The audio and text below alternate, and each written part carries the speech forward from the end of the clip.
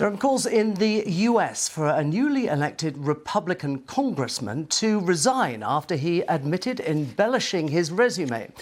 Throughout his campaign, George Santos, who is set to represent a district on Long Island, said he'd worked for major banks and graduated from a university. But an investigation by the New York Times found that many of his claims were false. On Monday, George Santos spoke to the podcast Political Personalities with Skye about being caught out.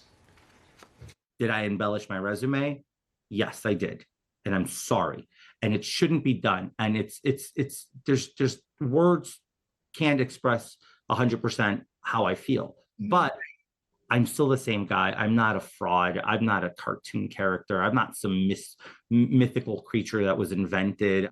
I apologize if anybody feels hurt or betrayed.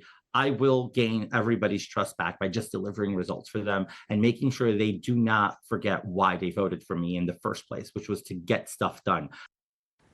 Well, Skye Ostreicher, who conducted the interview with George Santos that we just heard from, joins me now from New York. Ms. Ostreicher, thanks very much for your company here on BBC News. The Democratic opponent there has called for Mr. Santos to resign.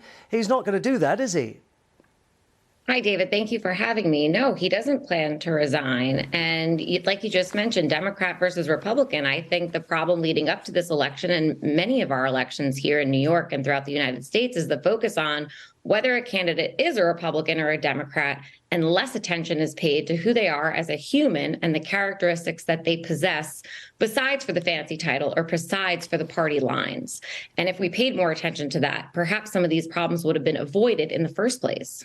Is it possible that other revelations about Mr. Santos's background could emerge? Could there be other shoes to drop here?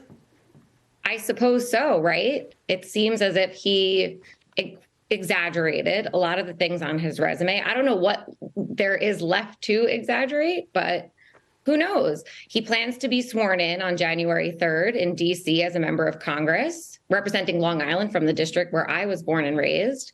And then it's up to the House Ethics Committee and some lawyers, and I guess they'll take it from there. But for now, it's just a question of ethics and morals. But the simple truth of the matter is that the House Republican leader, or leader-to-be, Kevin McCarthy, needs Mr. Santos. So does the Republican Party in its majority in the House of Representatives. That's true. So it'll be a test of the American people and of our democracy here in the U.S. as far as what happens next.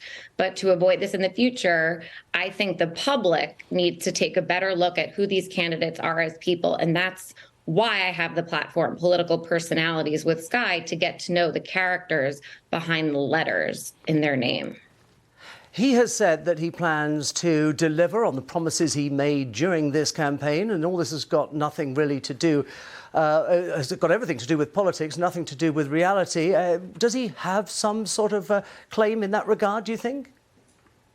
Well, he doesn't have political experience, but a lot of voters are sick of politics, right? They elected him knowing he didn't have political experience, just because the fact that he's a Republican. So, you know, it remains to be seen if he's sworn in and if he will hold up some of those promises that he's made to constituents. He said he wanted to meet with the mayor of New York City, for example, to talk about crime as it stems from Manhattan out to Long Island and impacts his district, which also encompasses Queens, which is right on the Nassau city border.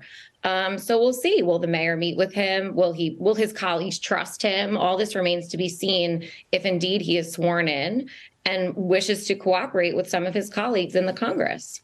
An intriguing story indeed. Skye Ostreicher, thank you very much indeed for joining us here on BBC News.